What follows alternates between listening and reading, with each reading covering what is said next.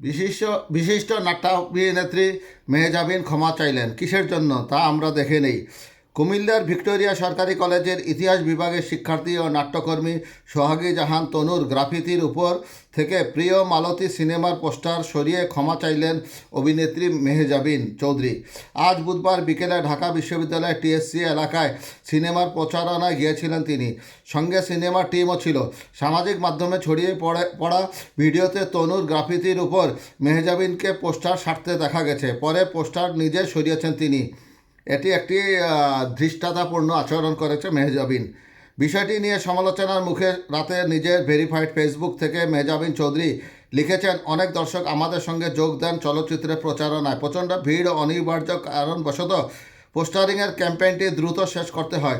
ভুলবশত অনাকাঙ্ক্ষিত অব্যবস্থাপনায় একটি পোস্টার শহীদ তনুর গ্রাফিতির উপর লাগানো হয়। মেহজাবিন আরও লিখেছেন, আমরা সবাই জানি তনুর মর্মান্তিক ঘটনা এবং তার হত্যার ন্যায় বিচারের জন্য লড়াই এখনও চলমান। পোস্টারিং সংক্রান্ত যা হয়েছে সেটা সম্পূর্ণ অনিচ্ছাকৃত ভুল ছিল। আমরা তৎক্ষণাৎ সেই পোস্টারগুলো সরিয়ে ফেলেছি এবং দাঁড়িয়ে 1 মিনিট নীরবতা পালন করেছি। এই জন্য আমি ব্যক্তিগতভাবে দুঃখিত।